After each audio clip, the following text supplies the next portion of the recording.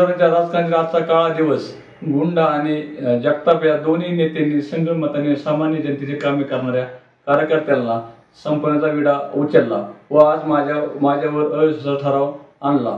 August 2022 पासून फुलरंगावच्या उपसरपंच पदावर कार्यरत होतो। पद मिळताच मी सर्वसामान्य लोकांची कामे करण्यासाठी तत्पर होतो।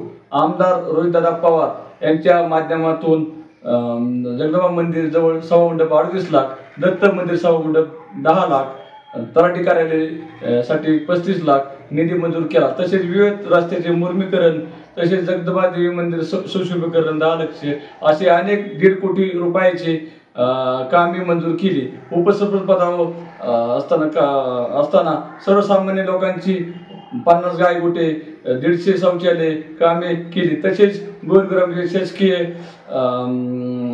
शासकीय कार्य कामे करून दिली। माझ्यासारखा कार्यकर्ता स्वतःच्या कामावरून पुढे येतो हे पाहून दोन्ही नेत्यांचे मला विरोध सुरू झाला।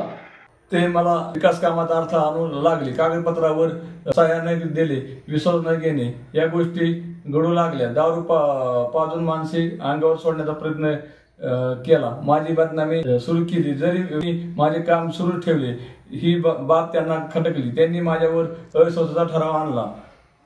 गुंड हे मला राजकारणात प्रतिस्पर्धी मानतात, त्यामुळे ते माझ्या वेगवेगळ्या खोड्या करतात। परंतु माझे वरिष्ठ नेत्यांशी संबंध असल्यामुळे मी त्यांच्या खोड्याला भीक घालत नाही। जनता माझ्या बरोबर आहे, त्यामुळे मी डगमगणार नाही। गुंड आणि जगताप यांच्यात वर्षानुवर्षे राजकीय संघर्ष असतो, मात्र माझ्यासारखा कार्यकर्ता कामातून पुढे येऊ लागल्याने त्यांच्यात डोक्यावरून जात होते। दोघांनी एकत्र येऊन एका कार्यकर्त्याला बळी देण्याचे पाप त्यांनी केले। फुलरंगाची जनता त्यांना कधीच माफ करणार नाही।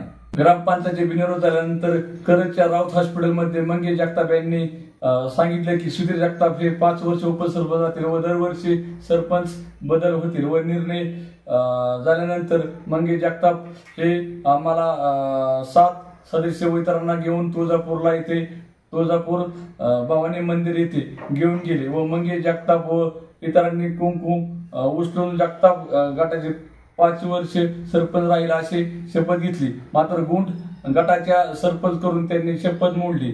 स्वार्थासाठी देवीची शपथ मोडण्याचे काम मंगेश जगताप यांनी केले। वर्षानुवर्षाच्या विरोधकांनी सुधीर जगताप या सामान्य कार्यकर्त्यामुळे एकत्र येण्याची वेळ आली व त्यांच्या खूप मोठा कमीपणा आहे। फुलरंगाची जनता ही गोष्ट लक्षात ठेवूनच येत्या निवडणुकीत योग्य निर्णय घेतील।